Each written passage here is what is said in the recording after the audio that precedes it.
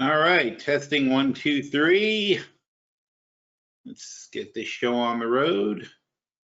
See if people can hear me. It usually takes a minute, so I have to babble on to myself first. And then people start saying, we can hear you, which is great. But you can't hear me saying this probably, or something. I don't know, the delay.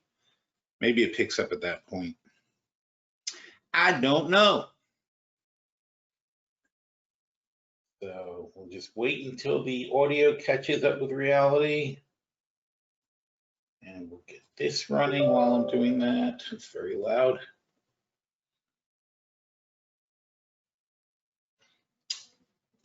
And then we will get started. Oh. Let's see.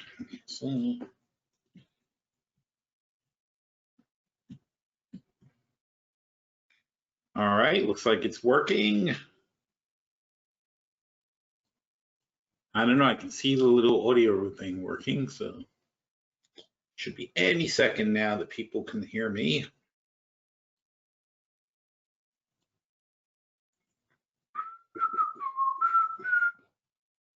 You might have heard around the dangerous crowd. We ain't too pretty, we ain't too proud.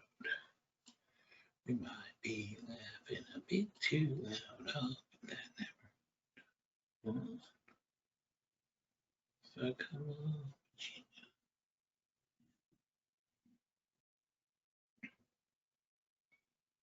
on.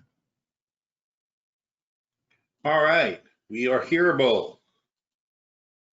So let's see where we are. Okay, let's do the video and see if we can get that going.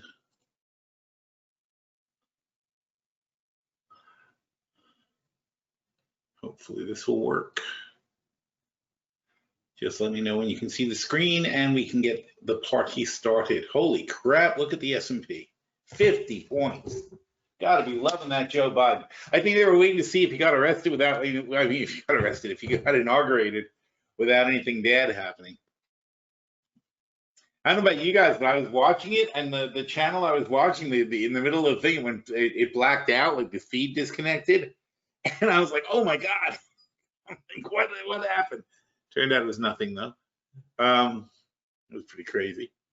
I mean, the fact that you have to think about something like that, right? Like, my first thought was something bad happened. Wow, look at these charts. This is just so silly. Look at them. We're just breaking out of, you know, these are your daily resistance lines. You're just breaking over resistance. Resistance is futile. It doesn't matter. Just keep going and going, no problem. So it's all nuts. May as well enjoy it though, right? That's what we're doing. We're laying back and having fun. All right, so disclosure. There it is. Reading thingy. There it is. Hit the button. Neither PhilStockWorld.com. No. Why would you do that? Start there. All securities are discussed, tracked, and monitored in virtual trading account. Whoa. Oh, it crapped out. Look at that. Gonna have to reload. You guys have let me down. All right, and I want to fire the reading person, connect speakers.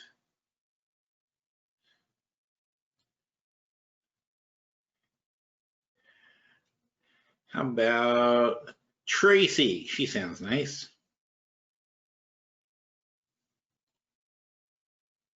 Access to this webinar is for educational and informational purposes only. Calm down, Tracy. Consult a licensed broker or registered investment advisor before placing any trades. All securities and orders discussed are tracked and monitored for virtual trading accounts. Virtual account prices and returns may differ from actual trading results. Commission costs are excluded. Neither PhilStockWorld.com, PSW, or its affiliates, or any of their respective officers, personnel, representatives, agents, or independent contractors are in such capacities licensed financial advisors, registered investment advisors, or registered broker-dealers. Nothing contained in this webinar, website, or promotional material constitutes a promotion, recommendation, solicitation, or offer of any particular investment, security, or transaction. Trading options involves risk. Visit the website www.optionsclearing.com to read characteristics and risks of standardized options. PSW provides education and training services that are meant to teach you the risks and potential rewards of trading options, and we are not a service that tells you what to trade. We are not implying or guaranteeing any profit. As always, do not trade with money that you cannot afford to lose. Past performance does not equal future results, and results discussed in this webinar are not typical and are only valid on that specific or identified date. Your results may vary.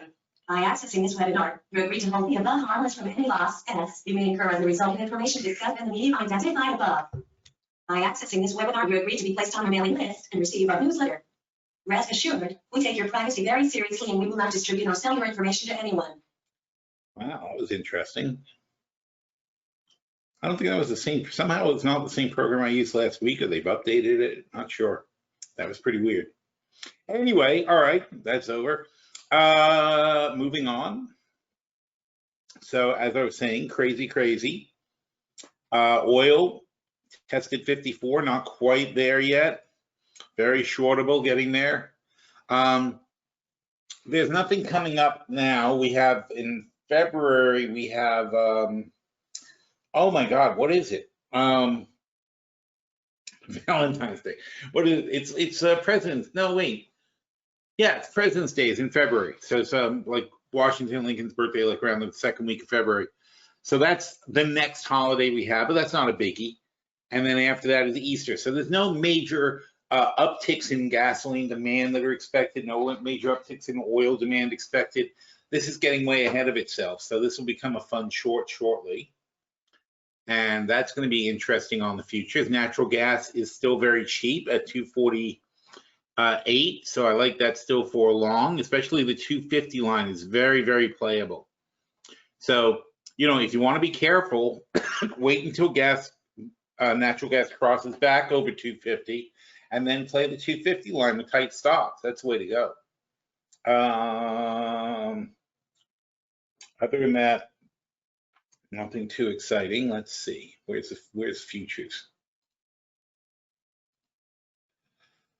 Here's natural gas. So as you can see, it's not really, it's kind of the middle of the range or a little bit low in the range of the longer term. But if we go daily, there's nothing particularly significant at 250 right there. All right, but it should be, if we get back over it, it should be, the point is it should be a good support line. It's not likely you're going to plunge from 250 and lose a fortune real quick. Although on a short-term basis, you just did if you were playing it that way. But see, here's what I mean. If we were playing 250, you play 250 on the move back up. So as it goes over 250, let's get to the 5-minute chart.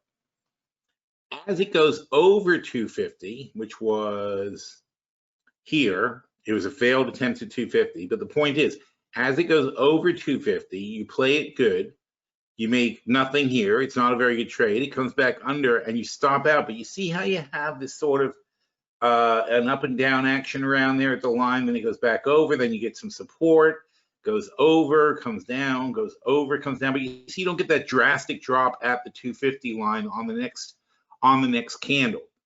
You get the drastic drop as you start falling a bit lower. It starts cascading downwards, but you're not as likely to get a big drastic drop at 250.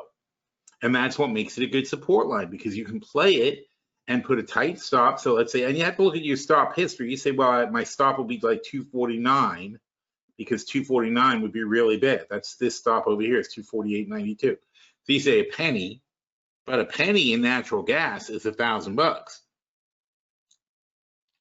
So you don't want to, you really don't want to lose $1,000. So you can keep tighter stops in that, but you're more likely to stop out. But the point is, you know, the 250 line is going to be solid, because you could, if it goes the other way on you and you get a nice run, which I guess on the hourly we'll see that.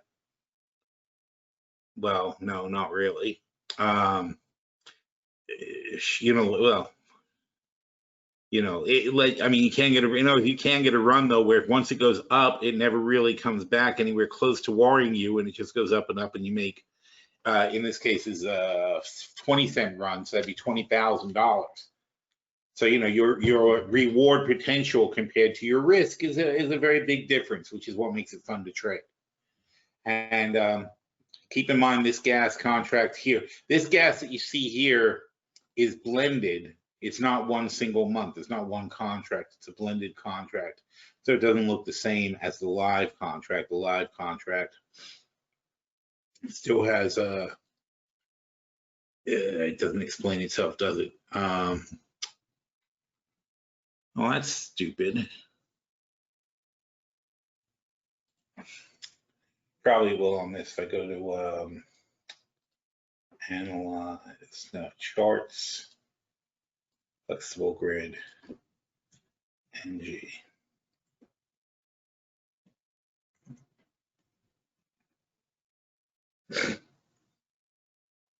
February. So this is a February contract, and it's going to have at least a week left, I think. Oh, I'm sorry. So clearly the one that's on the front here is March, because where are we? Charts. So I'm sorry, this has to be March because it's at, oh no, 248. Sorry, I thought it was at 250. It's not at 250 yet, 2483. So if we go back to this chart on flexible grid, it is 2483. So that's where we are. So unless it goes over 250, we're not very interested. And unless it retests the low where it starts getting interesting again, but we don't really want to, you know, if we see that, that's going to be scary. That'd be 225.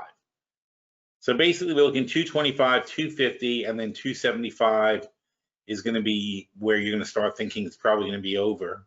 But that's a huge run. So again, it's positive risk reward. If 250 doesn't work out, we look for 225. If 225 doesn't work out, we'll look for $2. $2 highly unlikely. At $2, I start having some serious conviction about trading natural gas long. But that seems to be the best trade of the moment. We were just talking about the DAX before in member chat. It's interesting because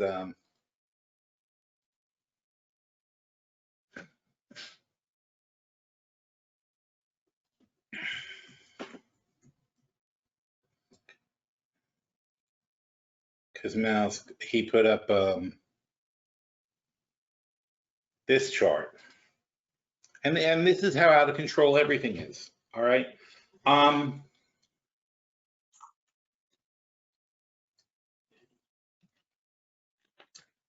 This is the half that we just went into. So the last 2 quarters, we're talking about a PE of 65.73. Yet the forward PE is 1506. So apparently in the next 6 to 12 months, we're supposed to be making 4 times more money than we're making now. It's highly unlikely. There's a lot of permanent damage in the economy. There's a lot of jobs that aren't coming back. We don't know how quickly we're resolving this crisis, so we could sit there and say that in 3 months and 6 months that we're going to all be back to work and everything will be back to normal, and the movie theaters will be packed and the restaurants will be packed and the amusement parks will be packed and people will all be going to work and having jobs and so on and so forth. How do you project that? How do you project things get that much better that quickly? Yet here's where we stand. You know, we're treating it like it's just an accident. Now, of course, how do you project that? Well, maybe with $3 trillion, $4 trillion, $5 trillion of assistance, that could happen. Maybe. But it's a crazy way to play the market. It really is. I mean, you know, 2 years ago, the PE was 12, then it was 11, then it was 13, 14. It was going up anyway.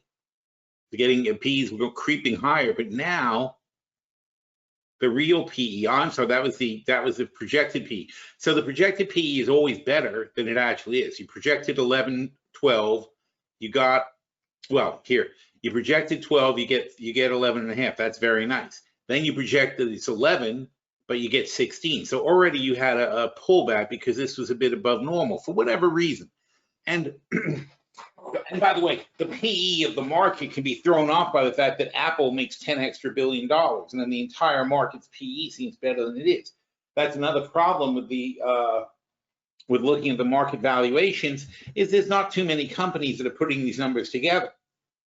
A huge concentration of money 80% of the money is made by 20% of the companies easily. Probably 10% of the companies make 80% of the money. So you got to consider that you may be investing in the wrong companies. You're not investing necessarily in the companies that are actually making the money. And that means your personal PE ratio, if you're not indexing, could be way higher. But anyway, so it goes to 11.5, they project 10, but then it actually goes to 16. So they say, oh, well, we'll project 13 for the next one. Well, no, it actually got worse and it went to 24. Then they project 30, they say, now we're going to get to 14. No, that's not what happened. We get to 23. Then they say, okay, I tell you what, let's project 16 is going to be the forward PE. And guess what? It goes to 65. Now they're saying, okay, it's 65, but let's figure we're going to bounce back and come to 15 now. These guys are never right.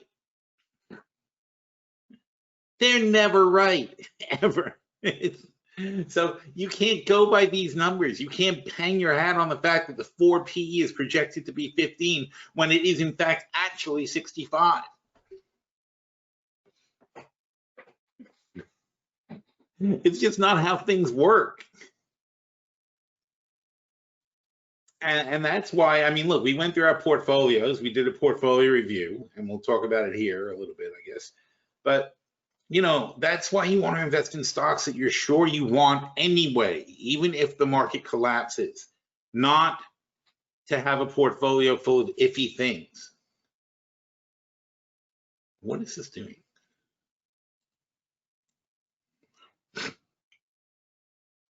So, you know, we did a portfolio review on Thursday and Friday, so I'm not going to get heavily into it. But, you know, I wanted to point out, because today I pointed out that, you know, we did our portfolio review on, well, let's take a look at it. Yes, Thursday, we must have done the long-term portfolio review.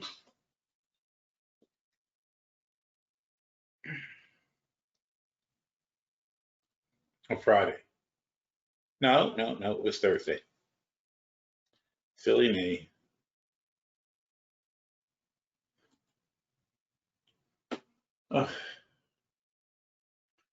So, all right, well, there's where we were on Thursday morning, 1.513 million. And today,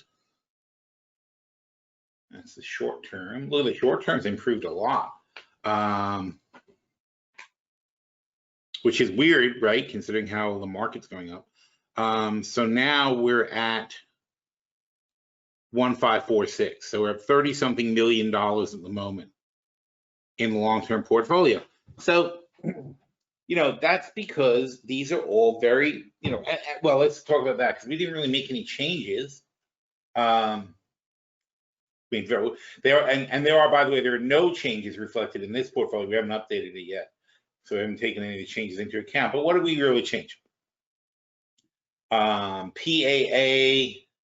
we sold more puts, no big deal. We sold some calls to cover, no big deal. Berkshire, we need to roll the calls to the other calls, blah, blah, blah, which was probably a good call because I bet Berkshire did well. Let's see. BRK-B. Well, it's chugging along. So we made a modest change in Berkshire to get a little bit more aggressive. IMAX, we rolled the short June calls to the 2023, so we bought some more time. Macy's, we cashed out. Oh, and look what happened. Haha, that was good timing, huh? MJ, now sometimes, you know, we have some pretty large traders in our group, so sometimes we actually cause this to happen. So, you know, we called out on Macy's and all of a sudden it plunges because people start selling their Macy's stock. But not much we can do about that. There's just time. MJ, we cashed out. We kept MMM. We cashed out MO, even though it picked up a little bit. SKT, we bought back the short calls, and we sold we sold some covers for 2020, blah blah. So we're fine there. SPG, we cashed out. It's curious.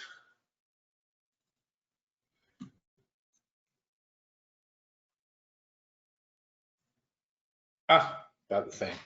Went down. Well, see, we cashed out. There it goes, and then it comes back because it's still a good stock. I just I just don't see it really. Get to 100, it starts to get like I'm not sure I want it anymore. So it means we'll cash out.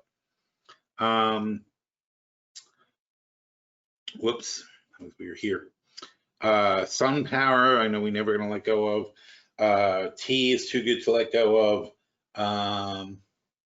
And we adjusted WBA, and that also, it's everything we cashed out of sold off. So sorry, market. But you got to take profit off the table a little bit, but still the gains in the remaining positions are spectacular. So actually, if you think about it, we probably did better than this because we cashed out positions that went down since this time. Here's Macy's. Macy's is now 31 and 13 is 45,000 in profit basically here. And Macy's, as of this portfolio, you can't see it well, was 36 and 14 was 40. So it went down about $5,000. So, that's the difference. So basically, so there's more money. We actually have more money because we cashed out Macy's, and now it's worse off than it was at the time. But the point is, it doesn't matter. This is ridiculous amounts of money being made. You should not make this kind of money on a weekly, monthly basis. It's crazy. And Joe Biden, he's signing his official whatever it is to be president. That's it. You got the job now, dude.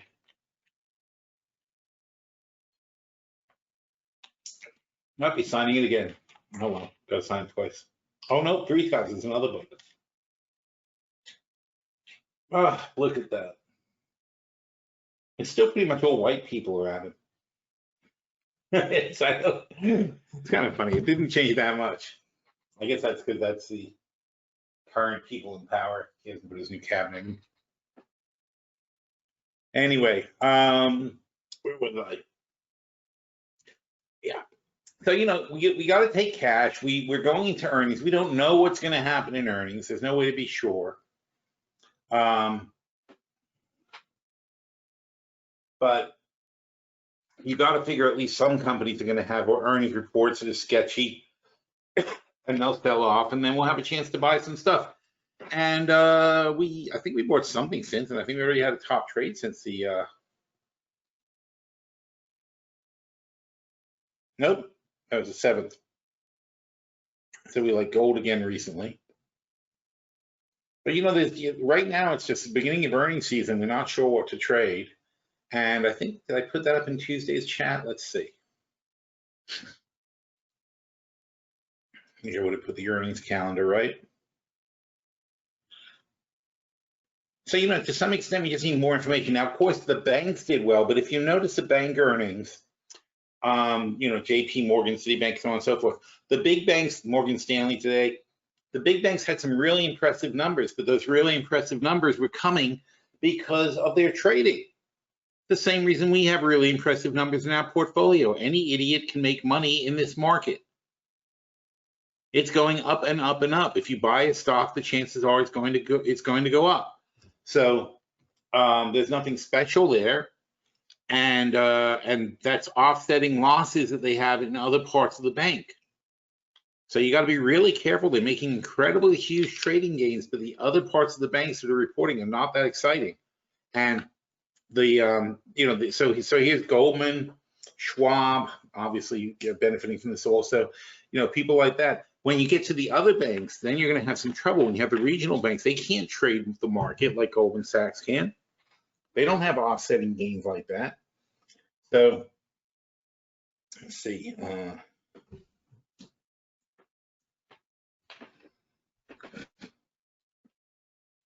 So today we had Morgan Stanley, we had USB, we had Mellon, we had Citizens and BK, Commerce Bank. These guys, some of these guys don't trade, so we have to look at the differences between the banks. We got Discover Financial. I can't see how could they be doing great? It doesn't make any sense, right? Alcoa, what's left of it. United Airlines, can't imagine how that's going to be good tonight. I mean, it'll be improving, and they might say nice things about their future, But what's the reality? That again, that goes back to that thing we were looking at, the forward PE expectations. That you could have all these rosy expectations, but what's really going to happen? You know, if we have travel restrictions now, and Joe Biden is going to inoculate 100 million people in 100 days, which is what he's trying to do. That's 1/3 of our population. So you are not, by definition, going to be 100% recovered in 3 months. And it's what, June now? So here's June, January. So we got February, March, April. So now you're into May, and only 1/3 of the people are able to travel. But how is that going to work? Who's going to travel? How are they going to travel? And who are we inoculating? We're inoculating the oldest people first, the people least likely. I mean, they do travel, old people, but they're probably not going to. The people least likely to add to the economy. They're not going to work. They're retired people for the most part. Over 65 only are being inoculated right now. And we have a good 50, 60 million of those people in America. So, and so basically all we're doing in the first few months is inoculating old people because they're the most vulnerable. There's nothing wrong with the concept, but is it going to improve the economy? No. How are you getting an economic boom from taking a bunch of people in nursing homes and giving them a shot? How is that going to boost the economy? So really, it's May, June, July, and into August when we start vaccinating the workers and getting the economy, the workers, the parents, and so on and so forth. The last group of people we vaccinate are going to be the children, unfortunately. But so in the summer, we're not out partying. We're in line for our vaccines all summer long, June, July, August. We are going to be waiting to get vaccinated. But even when we do that, we still have a vulnerable 1/3 of our population that hasn't been vaccinated yet.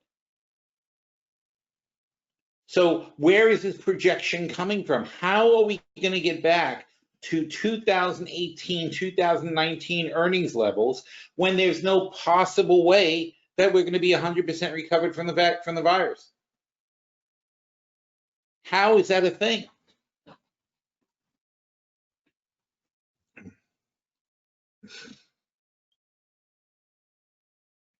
So looking at who's going to be reporting to us, we're starting to get mixed with bank right down here. But here we're going to be like, well, still banks, right? Bright Scholar, Plexus Discover, Alcoa United, Fuel Cell. Here's where we're getting now. Citrix, Union Pacific, Travelers, Key Bank, another bank, Baker Hughes. I can't imagine how they're doing well. Northern Trust. Here's ones we care about: Intel, our stock of the year, IBM, ISRG, incredible company, People's Bank Associated, the Ozark Bank, more banks. So not exciting again, Schlumberger, the other oil service. So you know, earnings season is upon us, and we're going to start seeing some regular companies, not banks, where the free money is flowing through these big banks. That doesn't count.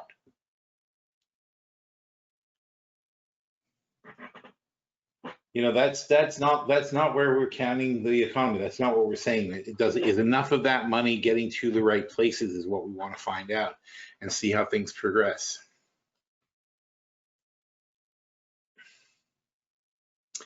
Vasily says on gas, would you play UNG at this point or just the futures? I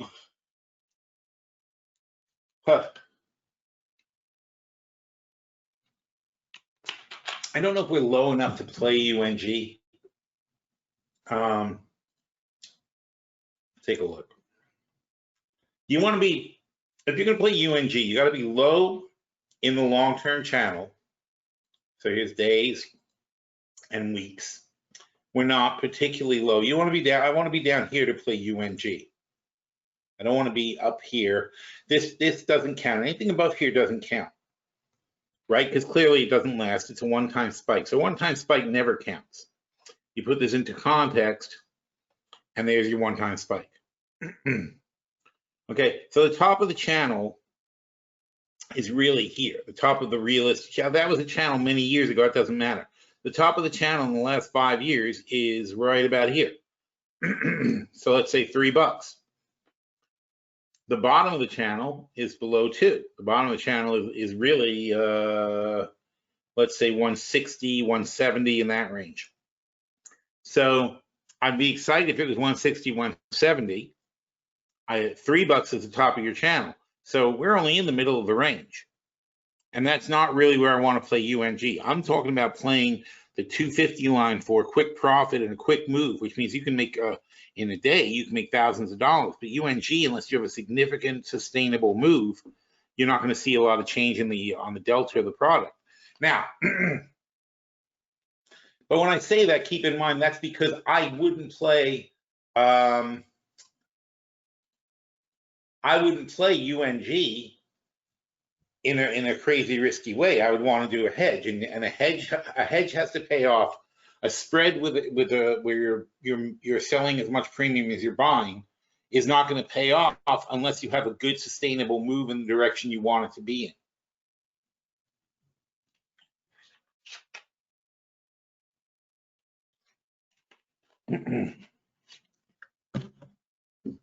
So you could theoretically, and I don't endorse this, UNG's at 9.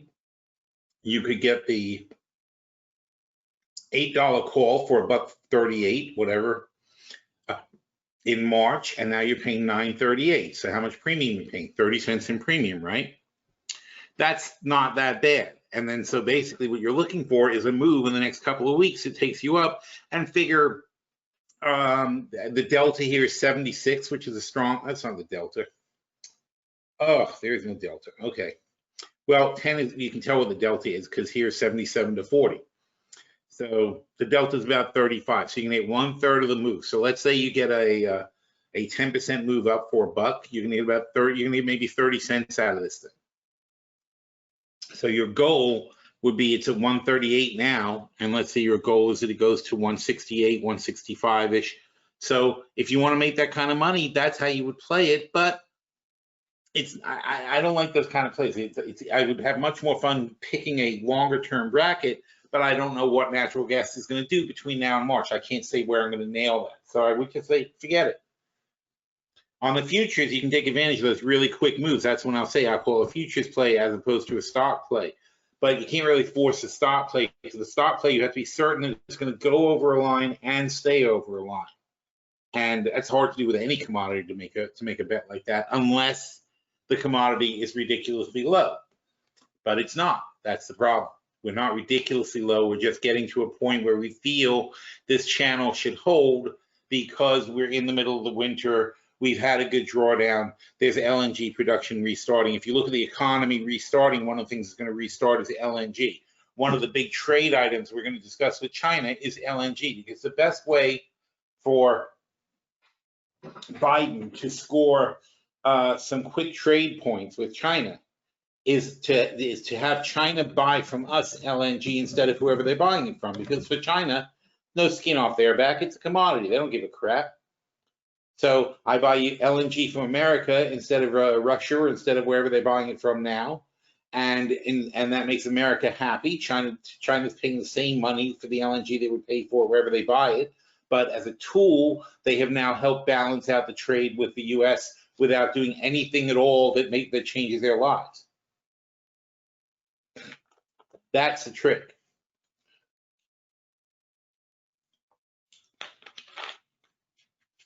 So that, I'm sorry, I was just looking at a guy walking around the Capitol with a backpack. I mean, I guess they search it, but holy cow, that's so weird. Oh, look at Biden walking around. It's crazy. Dow's up 266 too. Everybody's happy. All right. So when you have something nice and low in the channel, so I'll look at these things sometimes and say, okay, who's low in the channel on a long-term chart? Here's the VIX. That's getting back to being lower than it should be probably. Although the VIX was 10 a long time ago, if you go way back. Here's where the VIX was until everything went crazy. So it's still in the 20s, but it's not necessarily bottoming out. But who's historically low? As you can see, natural gas is in the middle-ish sort of range, so it could go up or down from here.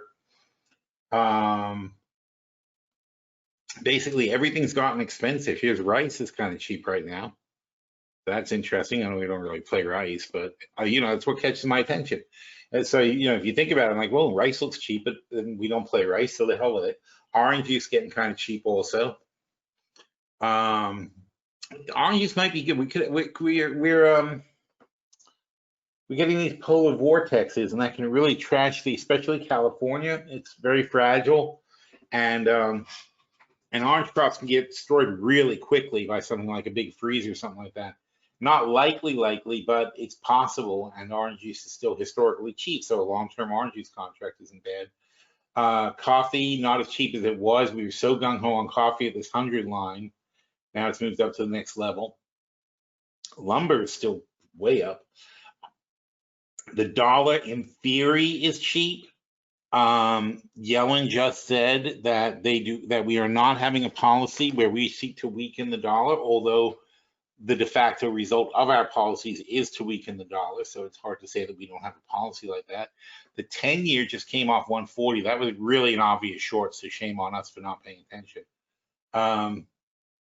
That's a good shorting line right there. And so's the 5, 120, 125. And we're 126 already, but 125 is a good shorting line for the 5-year.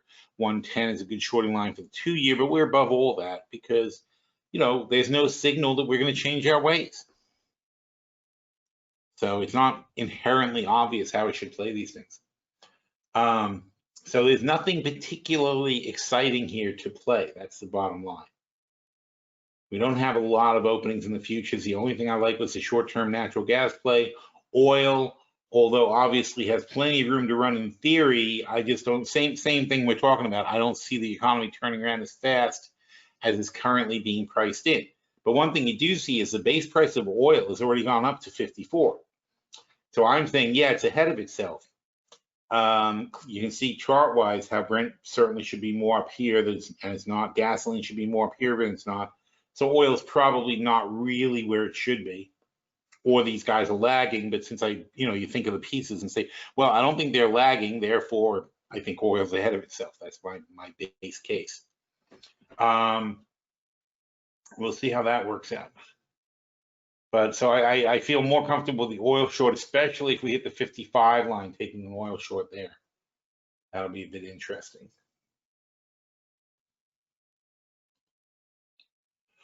Let's see what else is going on. See if there are any questions.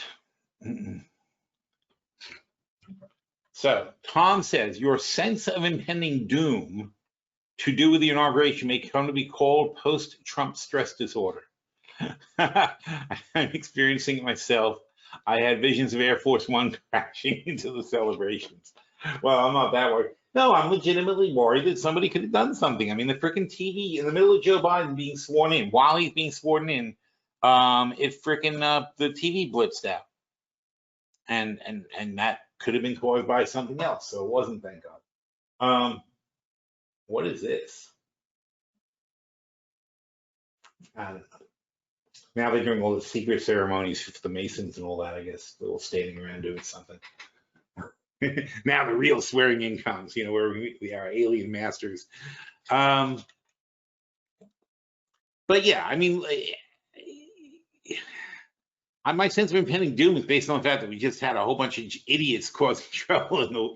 When you see 1,000 or thousands of crazy people storming the Capitol with what possible agenda that they had, I can't even imagine. But what did they do? Did they have a slogan? Did they have a thing that they were trying to accomplish, or it was just to cause chaos and destruction? Because nobody left. There were no banners. There was no clear signs of what they were doing. They didn't have any chance. I mean, I guess they were trying to reverse the vote or whatever, but I mean, other than that, it's like, other than keeping Trump in power, and I don't know how you do that by trashing the Capitol.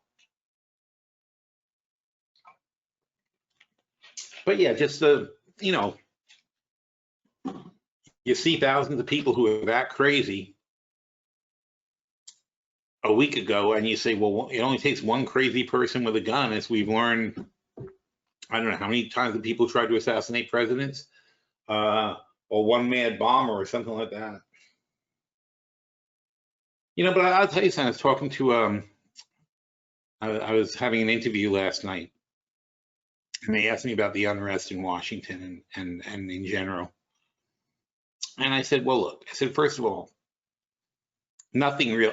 On the one hand, it makes you realize how fragile democracy is. That it can be undone by something like this. That, you know, and I'm sure a dictator feels the same way, right? Because we have the thing in Egypt and the Arab Spring. People fell and they were dragging people out. Gaddafi got taken out, so on and so forth.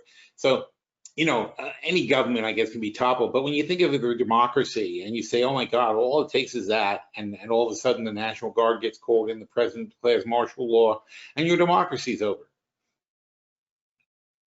And how do you avoid that? You avoid that by choosing good leaders. And good leaders doesn't mean, and again, I was earlier today.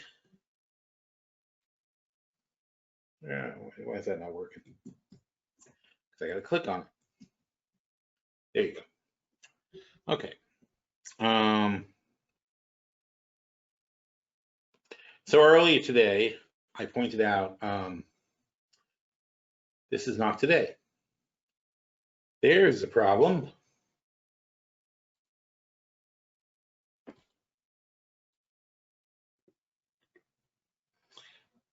So earlier today, I pointed out Joe Biden's speech to at McCain's funeral. You know, where he talks about what a great guy McCain was, because, you know, they would totally disagree on issues. They worked together for decades. They became very good friends.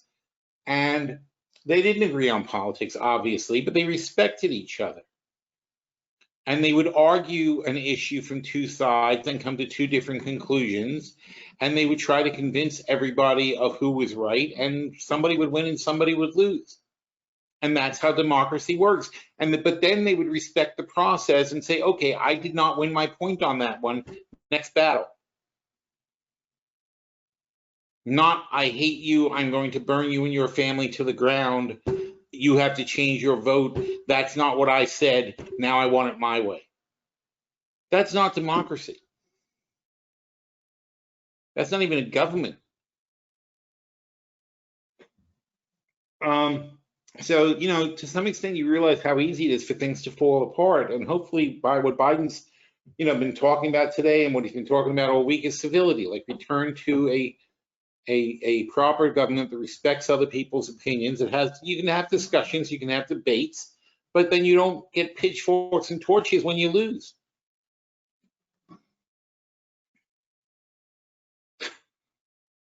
I mean, it's the difference between civilization and not civilization, isn't it? You know, on a high school debating team, the losing guy doesn't sit down at his desk and shoot the winner. That's not what society is about. The society is about present your viewpoint, let the people decide what they want to do, and may the better man win. And the better man doesn't have to be you. But on the whole, as I was saying last night in the thing, on the whole, it didn't bring us down. We are strong enough to survive that. We are good enough to look past it.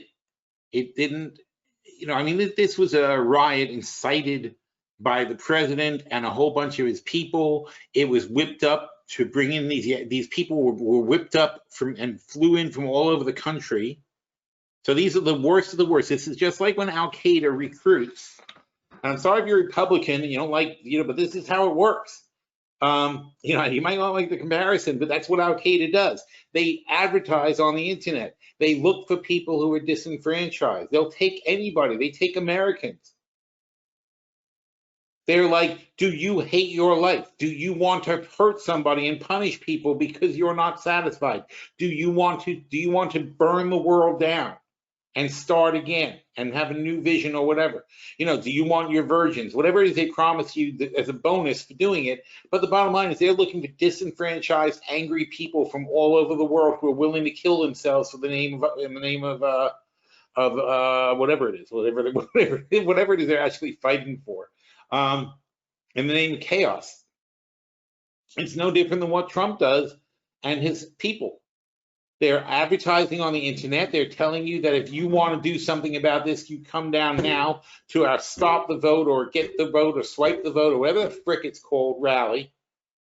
And you're going to come and do something. Come to Washington and do something about it. Bring your guns. So it's not that there's that many crazy people in the country. It's that out of 300 million people, they found 20,000 people who are batshit crazy. And they got them all to come to Washington on a certain day at a certain time. And when they got there, they were rewarded by the all-star team of Trump and his family and his friends, all whipping them into a further frenzy. And then it ends with the president of the United States saying, "Go to the Capitol and go. Let's go down to the Capitol and tell these guys we mean business." Basically, he didn't say kill them, but the crowd was clearly in the mood to kill them. He didn't say no, no, no, that's not what we're doing. He didn't say make sure it's a peaceful march. He said let's get down there. In fact, he even talked about how Pence was betraying them right that minute at the Capitol, and they had to stop it.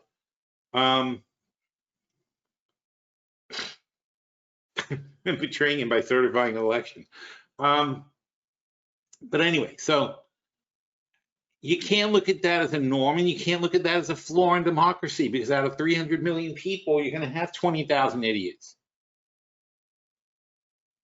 It just usually, you don't have the president of the United States telling all these people, come down here and join me. Usually they're isolated idiots.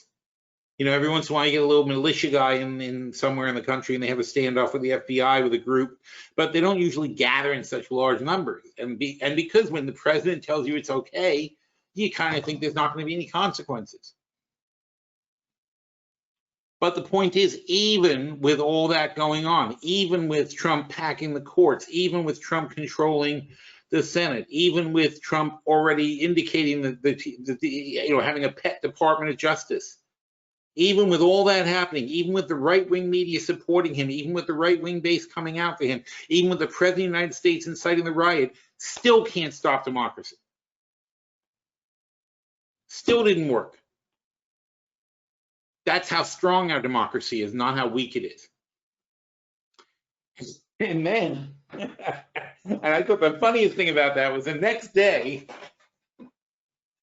Italy had a complete riot in their in their democracy, which they always do, though. That's how Italy does government. Italy constantly is effectively stabbing at each other and whatever in Congress. They had a huge government meltdown. The very next day, none of them said, "Oh my God, look what happened in America. We should all be nicer." Nope, that didn't work. Didn't work in Italy at all. And that was just business as usual for Italy. So something just as bad as what happened here happened in Italy. Except it wasn't the people, it's the actual government officials who act like that. And but that's been going on for decades. It's going on for centuries in Italy. That's just the way they run their government. So that makes you realize that, you know, on the whole, it's not that bad. But you know, so I think overall, people in this country are generally behind the idea of running a democracy and running it properly. It's not that easy to stop, because you couldn't possibly have lined up more cards in a row to have a president who almost did basically overthrow the election, who was going to overthrow it in the courts, overthrow it on the streets, overthrow it by law, by changes in regulations, by gerrymandering, by anything they could to get control, yet it didn't work. And that's strength, it's not weakness. The weakness is in the system that allowed this guy to get into power, but not in the whole system. So, I mean, I don't think, getting back to the question, I don't think it's a post-Trump stress disorder. I don't feel I only feel the fear that, in a heightened way, that there's people in the world who can do something really bad, like assassinate the president, like assassinate any leader, whatever. But, and again, this is what we were talking about in the interview last night. I think people are just inherently good. And, if you think about it, a society wouldn't work if they weren't.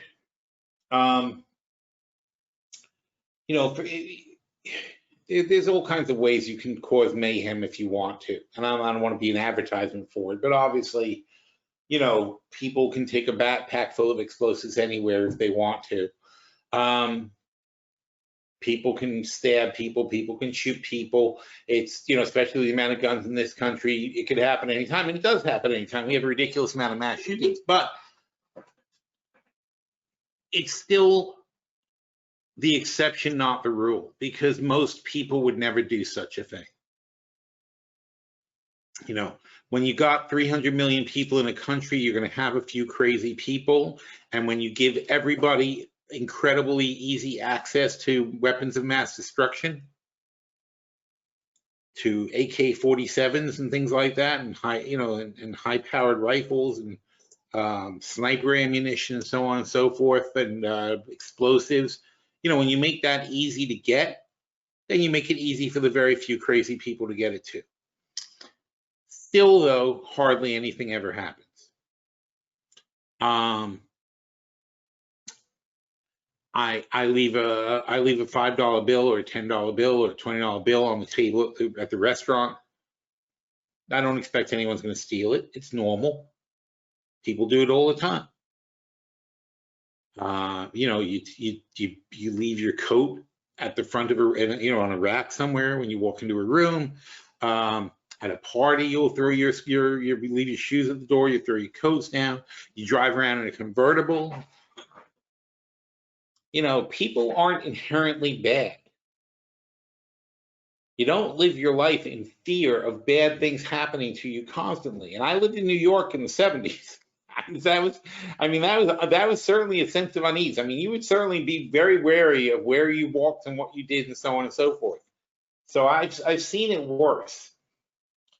But even so, I think the fear of something happening is always outweighing what actually is happening.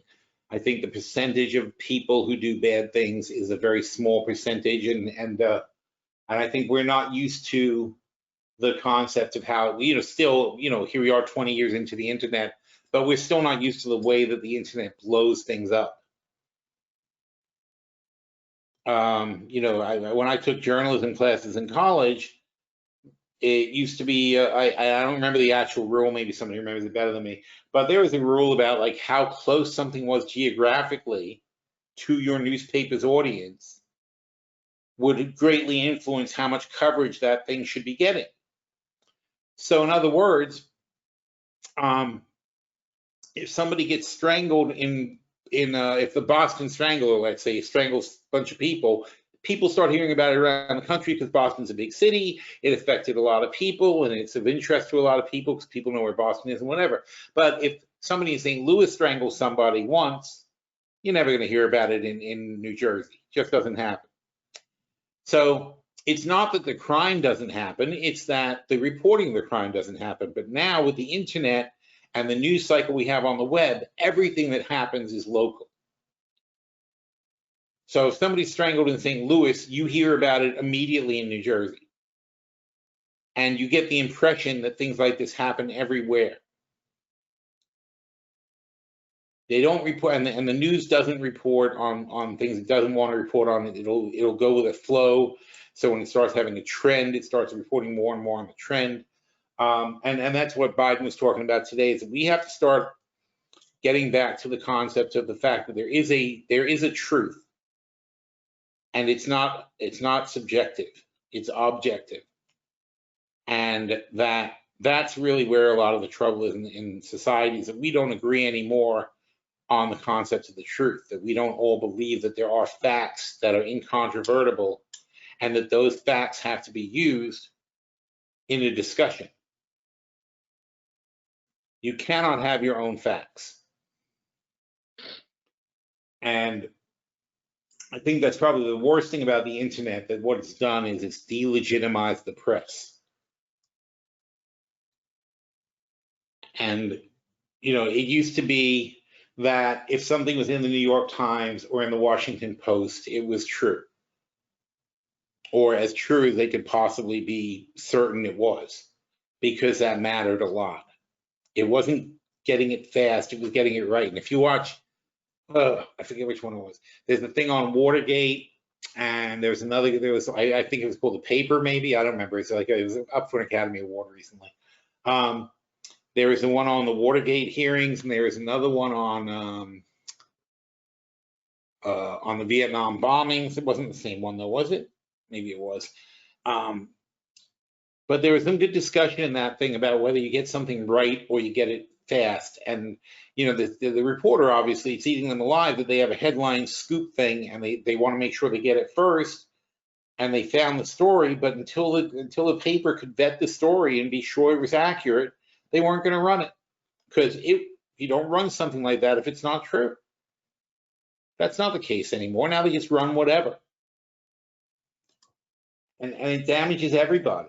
And again, I say, and I know obviously probably half you guys out there probably think that, oh, the New York Times, but I mean, I think thank God for the New York Times, because they still have those standards basically.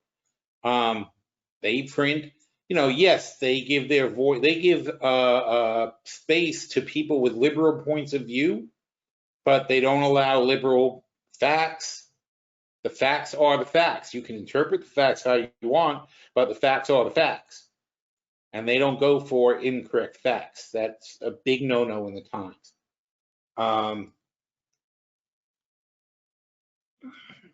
And that's, Biden was making a point of that today, and that's a good point, because we have to fix that. We have to start agreeing that there are facts and there are things that are true, and that we need to base our discussions on what's true and what's not true, not just start taking random points of view based on a rumor that was put up by Steve Bannon or somebody at Breitbart. You know, I mean, this is insane. And it feeds that certain portion of the population that causes, you know, most of the problem. And it's an echo chamber. And that was yesterday, John Oliver pointed that out in one of the videos I put up. He was pointing out, John Oliver, he explained it. He's like, look, here's what happens. Fox and Friends says, that's the morning show for Fox. Fox and Friends says something untrue in the morning. Donald Trump tweets the untrue thing out. The president of the United States tweets out the untrue thing. It gets retweeted by millions of people who follow Donald Trump. And later that day, Donald Trump doesn't point to Fox and Friends. Donald Trump points to the internet and says, oh, everybody on the internet is saying this, so it must be true because I heard it on the internet. Even though he didn't even start it, but Fox and Friends starts it, he picks it up, and he's the one that causes it to gain traction. A completely provable untrue thing. Now, how do you stop that? I don't know. I mean, Twitter has stopped it by cutting down his account, by cutting off Trump's account. Oh, and there's something like a 75% reduction in fake articles and fake, you know, the circulation of fake information about the election has dropped 75% since Trump's account was suspended 2 weeks ago. So if you want to put out a forest fire, you attack the source first, and the source is or was President Trump. He's not the original source, but when the president of the United States or any influential person who's being followed by enough people who are active, when they say something and it's not true and it gets pushed all around the web, and then suddenly it's on, you know, people are taking it from their Twitter account, they put it on Facebook, they put it on WhatsApp, they put it on Snapchat, and it starts to be a thing where even if you know it's not true, you start questioning it because you saw it 100 times. But it all starts because somebody powerful puts it out there. Doesn't make it true. And I think that now, that Trump's gone, I think that they are going to take that seriously. I think Biden's going to want to work on that somehow and get something going. And you got to have the BS panel that Trump put together at the beginning, which was supposed to be his propaganda team. And that's why they all quit, because he saw that's what he wanted. What he wanted was a propaganda team. He got all the heads of the internet company together at the White House and started telling them, like, how do we push my fake news out there, was really what he was asking. And they all said, no, thank you, sir, goodbye. But Biden's going to be calling the same people together and saying, how do we stop this? How do we educate people? How do we get people to understand what's real and what's not real? And hopefully it'll make a nice change. So no, I don't think I have I post-Trumpulation syndrome, if anything. I mean, I'm so relieved. I feel so much better right now. Just getting through this. Oh, one of the guys dressed like one of the guys dressed like a Revolutionary War person dropped his hat in the parade, sitting on the floor. Everybody's stomping on it. Oh, there's a lot of hats on the floor. What is that about? And here comes the hat picking up guy. I guess it's windy.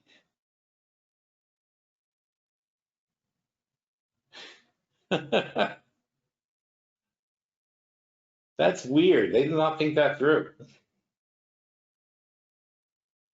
Pass-in reviews are a long-standing military tradition that reflect the peaceful transfer of power to a new commander-in-chief. Oh, that's what we're doing now.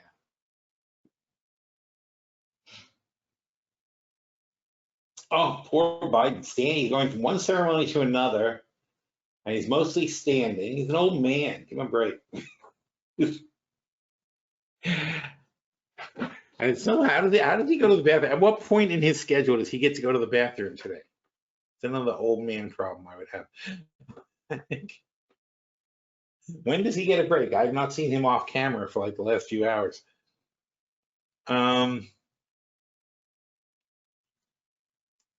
Anyway, so I think that we overestimate how crazy people are, and we think it's worse than it is, but it's not. We just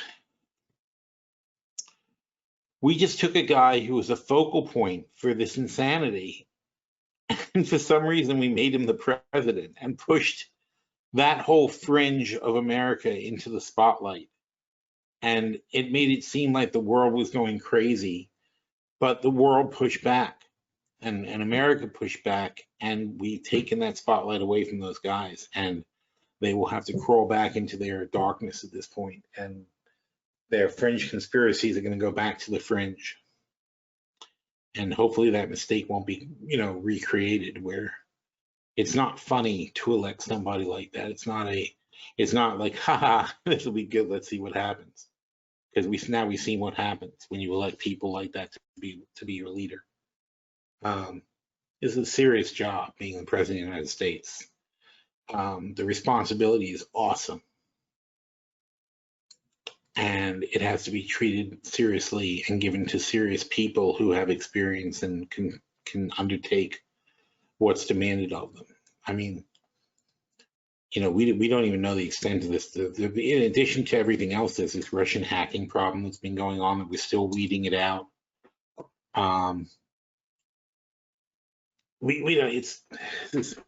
So many things need to be fixed, and Biden, I don't even know how to prioritize it. I mean, I guess Biden's going to have to say virus first,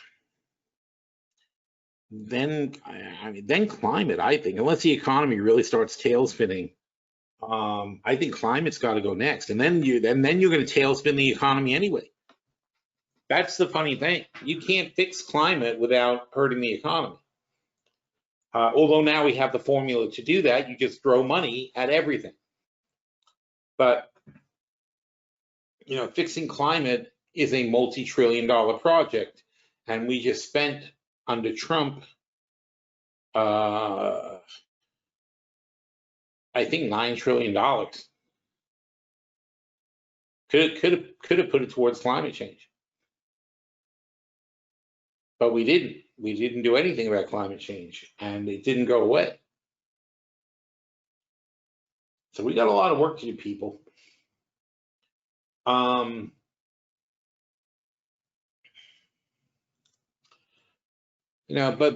bottom line is though that first 100 days, which is 3 months, and this is our investing window that we got to look at more carefully, is we've got Joe Biden.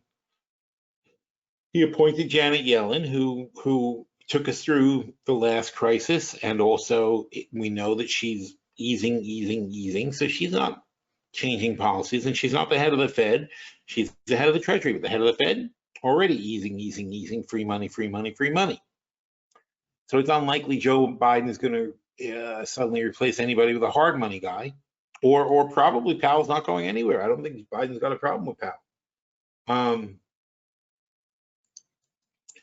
So, you have two Fed people who both believe that there's no problem printing money. So we're probably going to continue this way, and that's why we're pretty light with our hedges. We got a lot of room to buy things. AT&T is still $28.92.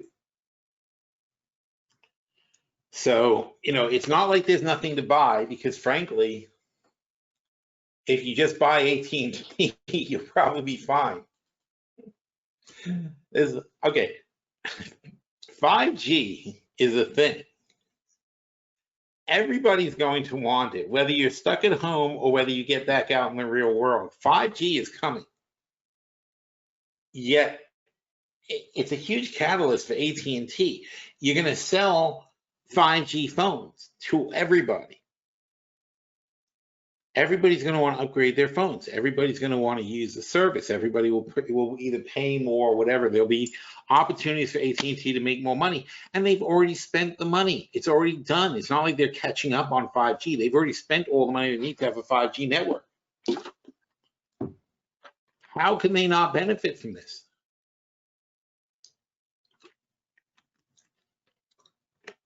So right there is a really easy play to make, is to buy AT&T, and it's a kind of play where you can put a substantial amount of money into, and it's nothing complicated.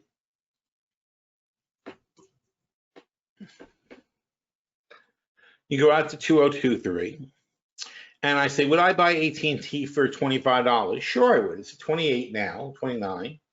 So would I buy it for 25? Well, 25 is 15% below the current price. So I'm going to sell the 25 puts for $3. So let's say I sell 10 of those for $3. Collect $3,000, but since I don't mind buying AT&T for 25, it's free money. Then I buy, let's say I think 30 is a good price. So the 30s can be sold for $280, and the 25s are $510. So let's see. So that's 130, right? Or 230? 230, right? 280 plus 230 is 510. So it's a $2.30 spread. So if we do 20 of those, it's $4,600. And so 20 of the 25 of the 2023, 2530 bull call spreads are $4,600 minus the $3,000 that we collected by promising to buy AT&T for 25. So we sold 10 of these. We sold 10 25s. We buy 20 of the 2530 bull call spreads. And 20 times the $5 is a $10,000 spread. So our next net cost of the $10,000 spread is $1,600 minus 10,000 is $8,400 divided by 1,600, 525%. So if AT&T in the next 2 years goes up $1.04, we're going to make 525% on our money in 2 years. So what would be a reasonable rate of return in 2 years? Well, I think 100% would be reasonable, right? So since I make 500% on my money in this, all I have to do is take 20% of my portfolio and put it into a trade like this, and I'll make all the money I could need off of this one trade using 20% of my total buying power. So if I have $1 million portfolio, okay, I have $2 million worth of buying power, and I'm agreeing to buy AT&T at 25. So let's divide that by 20. I should not divide by 20. Divide by 5 is using 20% of my buying power is $400,000. Divided by 25 is 16,000. So I could buy, if I wanted to, 160, and let's make sure we get that right. 160 times 2500, $400,000. So I could sell 160 of these puts, $25 puts of AT&T. If I was forced to buy them all, I would have $400,000 worth of AT&T stock at $25. That would be the downside to my play when I have $2 million worth of buying power in my portfolio. So 160, and then I could buy 320 $10 spreads, and I would make $320,000 in 2 years if it hits 30. So if I'm right, I'm going to make $320,000. If I'm wrong, I'm going to own $400,000 worth of AT&T. But the risk isn't $400,000. It's AT&T. Even if they're worth 20, not 20, I'm sorry, even if they're worth 12, I'm only going to lose half my money. I'm only going to lose $200,000. So unless AT&T has a completely catastrophic meltdown and is below $12 in 2023, I'm risking $200,000 to make $320,000 if my premise is correct and AT&T goes higher. So I'm risking 20% of my cash in the portfolio, 10% of my buying power in the portfolio, against making 32% of my $1 million cash. And that's 16% a year for 2 years. I don't have to do anything else unless inflation kicks up and begins to really damage the value of my dollars and hurt my positions. I'm going to be right on top of inflation. I don't have to do crap. I can make this one trade and walk away, and just every quarter I check on AT&T and say, is it above 30? Oh, it's above 30. Okay, I'm good. I'm on my way to making $320,000 with one trade in my entire portfolio. So if I can do that, I'm not worried about any other trades. I'm not worried about looking for stocks. I'm not desperately searching for something to put my money into because I can always do this. And this is a no-brainer. And I'm not saying you have to do it that drastically or anything else, but I'm saying if that's the only trade we could make, it's fine.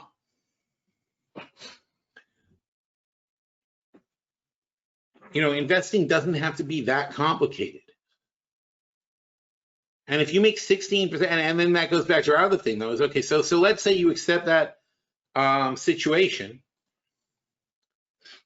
Let's see, compound. Oops. Man, compound interest calculator. Okay.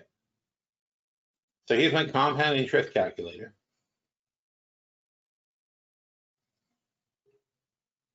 No, that's awful.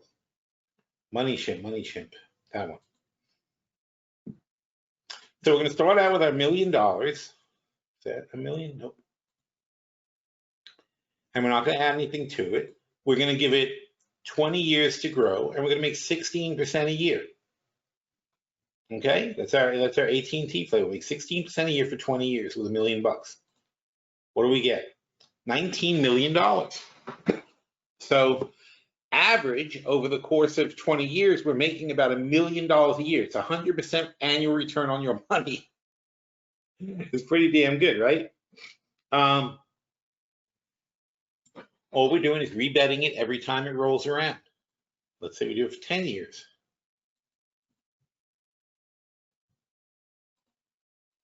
$10 years is $4.4 million. Average is 40% a year, basically. You don't snub your nose at stuff like this. So that's if you do nothing else, even though we still have 80% of our buying power remaining. If we did nothing else but make this one trade every single year or every other year, basically roll it over, that's where we're going to end up. And yeah, it's boring, but it works. We don't have to go crazy looking for stuff. You don't have to find the next hot thing. You have to find the next thing that's on sale. The next thing that you can put your money into for the long term. Somebody just said something about GM today. I don't know if I buy into this, but it was an interesting article. GM. You know, these analysts are just looking for like ways to come up with bigger numbers. This morning we noted that GM is in all-time highs, blah, blah, blah. Their tie-up with Microsoft electric cars, blah, blah, blah. And more important for the equity than the equity investment, the increased valuation for the crews. The announcement of Microsoft this morning announcing strategic partnership, blah, blah, blah. And then they have a justification for how they get to $190 a share for GM. That was right. That was right here. Here it is. So you guys can read that. Anyway, so GM is currently at, I remember when GM was like 0 for a while. So GM's at $56 a share. Talking about massive growth, massive. You know, so they're saying this is a real game changer for GM. And justification wise, don't forget Tesla. You know, is at 200 times earnings. So GM's at 25 times earnings, and they're saying this is a major game changer. So, you know, you read something like that, you say, oh, okay, let's say we give GM a crack. Same concept, except I'm a little more worried about the downside on GM. But let's say, for example, we take 2023, it's at 50, and look how expensive these puts are, though. I can sell the 35 puts for 480. Well, 35 is a lot more reasonable. I don't mind owning GM for 35, but I don't want to own too much GM. So let's say we do 20. So we'll own 2,000 shares of GM for 35. So my risk on that is owning 2,000 shares times $35 is $70,000 bucks. Now, that means the 480 we get to play with is 480 times 20, 96, right? So we have $9,600 to play with because we promised to buy $78,000 worth of GM. And remember, we're selling $35 puts, 20 of those. So where do we think GM is going to be? I don't think it's going to be 190, but I do think that they're going to grow into the valuation they have now, 56. It's not an unreasonable valuation. So let's see, if we took 50 as a benchmark, look at that fat premium. The premium is 17. Let's say it's 17.55. Let's say it's just 17. So I can sell the 50s for 17. I can sell the 55s for 15. I think I almost want to sell the 55s. So let's say we sell the 55s for 15. So we have 15 in premium here. How much do we have to pay? Well, here it's interesting also. When you start going lower on GM, it's only 30 bucks for the 28s. I would do that. So let's say we take, no, maybe not. Let's see. How fast do we get down to 20? 45, 50, no, that's no fun. All right, let's say 35. So it's 25.60 for the 35. So it's 25.60 minus, what do we say we're going to do, the 15s? So minus 15 for the 55s, minus 15 is $10.60. And how much money did we raise over here? $9,600. So we could do 10 of them for free. Let's say we do 20 though. All right. So we do 20 of the 35-55 bull call spreads on GE at 1060. So times 20 of those is $21,200 minus $9,600 is $11,600. And how big is that spread? That spread is $20 times 20 of them that we're doing, right? So the spread is a $40,000 spread. So minus 40, 1, 2, 3. So they were making $28,400 divided by $9,600. So we're making 295%. So making three times back of our money. If GE holds 55 into 2023, and these guys are projecting and justifying 190, but we can make 300% by just betting it stays where it is. And our risk to make $30,000 is we're betting $9,000 in cash on the spread, and our downside is that we have to own GE for, what was it, 35 bucks. We'd have to own GM, sorry, for 35 bucks, 2,000 shares, $70,000. So again, $1 million portfolio. Upside not as exciting as the other one, but it has a nice upside. It's $30,000 basically of upside, which is not quite 10%, like 8% of the portfolio, 7% of the portfolio. So there we had one trade. They don't all have to make all that money, but there's trade number one that's going to make you 30-something%. Here's another trade that's going to make you I already forgot my number, but it's going to make you 7%. And that's how you add it up. That's two trades using 30% of your buying power at this point. And you're going to make what do we say, 320,000 on the other one, and then this one will make 30,000. So now we're up to 350. You know, once you get to 500,000, you're in pretty good shape. Also, by the way, though, you don't have to run and do these things right away. You can just start off by selling the puts and see how that goes, because frankly, you're going to get paid $9,600 for doing nothing. You're going to get paid $9,600 because you're promising to buy GE for 35 bucks. It's at 56. It has to drop $21 divided by 56, 37.5%. I'm going to get paid $9,600 to bet, to promise to buy GE for 37% off the current price. GM, sorry, GE. Uh-oh, they are firing guns now. Oh, they're the 21 guns. The 21 guns saluted, where are we, Arlington? Oh, yep, Arlington.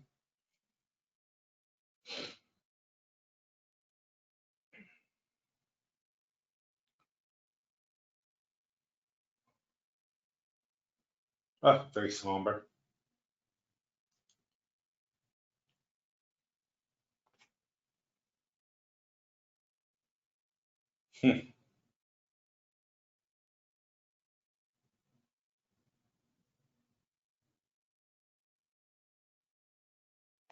Wow.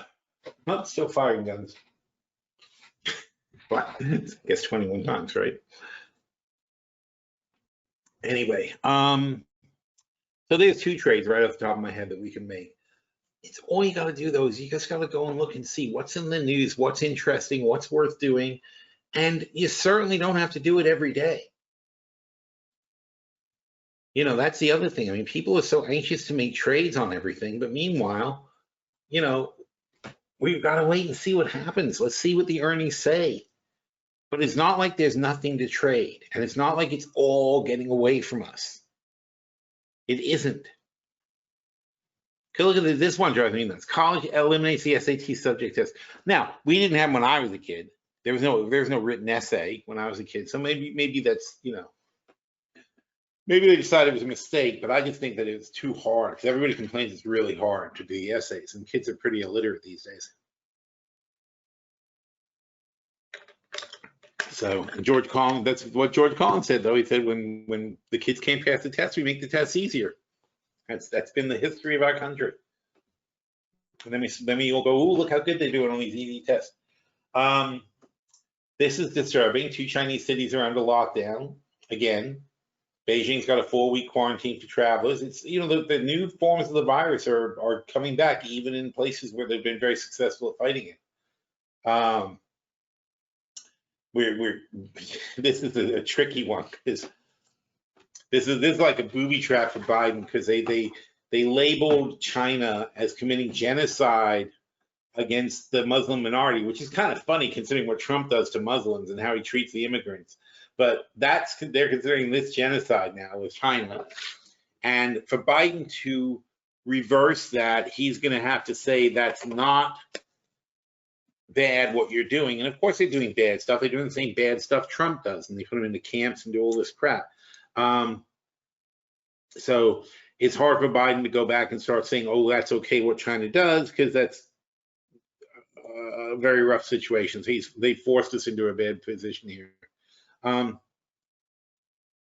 Oil rises with stimulus hopes overshoot. Gloomy EIA forecast. So the reality, this is the game I want to talk about. Gloomy EIA forecast is what's real, but hopes are overriding because we have stimulus and hope, and the facts should be ignored, basically. India's got a banking crisis, just like China had a banking crisis last week. India's got a banking crisis. The next you'll hear Europe has a banking crisis, and everybody's going to pretend nothing's wrong.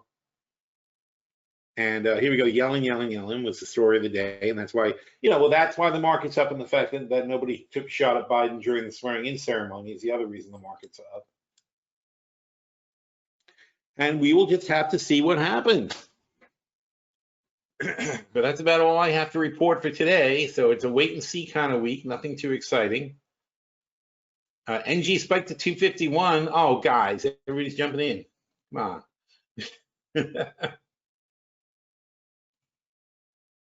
Where are we? Trade. Oh, no, that's charts. Charts. There we go. Holy cow. Whoa. Wow. Okay, somebody started buying. All right, whoever that was just did very well, right? So I hope some of you guys bought this thing, because that was nice. See, that right there is $3,000, $4,000 per contract already. I mean, that's incredible. That's really, really good for the bet. So congratulations to whoever was playing that one. And now you want to say, look, first of all, you're almost certainly going to get at least a bit rejected at 255. Anywhere in this zone right now, you should be playing with very tight stops. I mean, you just made $4,000 in like 5 minutes, all right? So don't be crazy. Once you get to 255, you know you're going to get rejected at 255 the first time. So at least take something off the table and put a stop at 245 if you get there. What the frick? Oh yeah, okay. So you know, right now you should be putting a stop at like 240, and anything below 240 you take half off, and then 235 you take the other half off, and that way you're locking in 237.50, which is a fantastic move. That's $3,750 per contract. So yeah, nice job, guys. All right, good. Glad that worked out. And we'll see how the rest of the market holds up. But this is just too crazy to short now. There's no point in shorting anything. Oh, gee, it's so funny when things pop up like that. All right, so if I were going to play, then there's the GM play, there's the AT&T play, and natural gas is now flying. So that was a good one, but it's no longer in track. See, now I wouldn't play it. I mean, I wouldn't chase it. It's just, it was good at the 251. All right, so we're gonna Phil, what was the trade proposed in TNGM? I don't know. You're gonna have to watch the webinar tomorrow. Geez, it was like selling some puts and buying a bull call script. Question about Fuvazili. On AT&T, you are concerned by the amount AT&T would need to spend. No, I'm not. No. They spent it already. They're already doing 5Gs. Oh, am I concerned about what they did? They already bought the 5G. They've got streaming. The amounts reported were higher than expected. They spent more than they thought they'd have to on the 5G. Therefore, they're going to end up charging more for the 5G. That's all that's going to happen. It's just going to cost the consumers a little bit less days. When these auctions go off and the government makes this money selling the bandwidth, we end up paying for it, the consumers. They're not taking a loss on it. That's what 5G costs. That's why it's an auction. All the phone companies are basically in the same boat, bidding on the same bandwidth. And AT&T needs theirs. but how much? So AT&T 5G auction.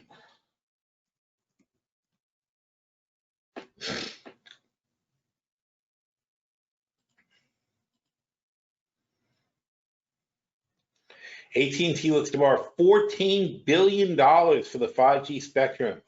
The record-breaking auction is nearly done, so I guess it is done by now.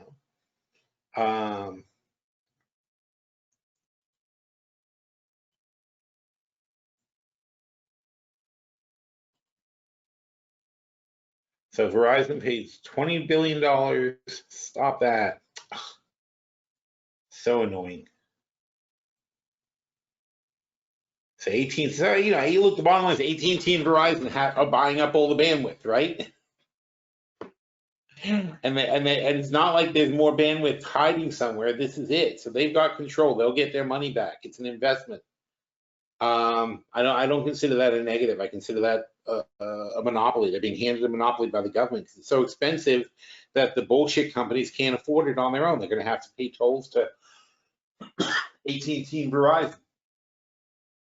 So, you know, investing money in something that's going to get paid back to you over time is not a terrible business strategy. So I'd be more concerned about this.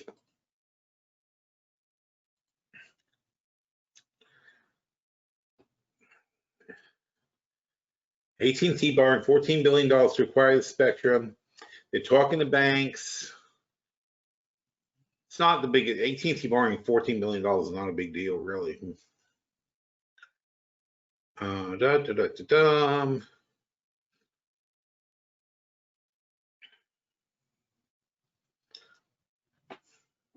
So gross proceeds at $80 billion. So if AT&T bought $20 billion, they got 1/4 of the total bandwidth.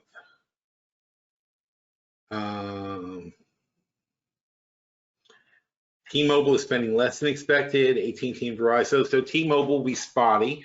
AT&T and Verizon will have the best coverage, as usual, as has been true since I can remember.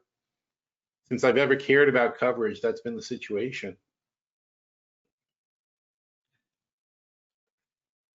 If T-Mobile spends less, Verizon or AT&T will account for the shortfall. AT&T is the world's largest non-financial corporate borrower. See, I mean, that's the thing. It's a drop in the bucket for their normal debt borrowing that they do.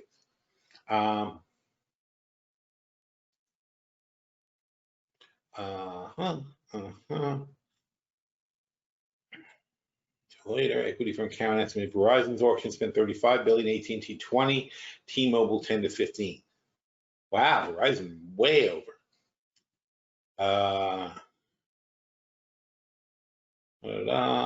Maintain clock phase. C-band auction.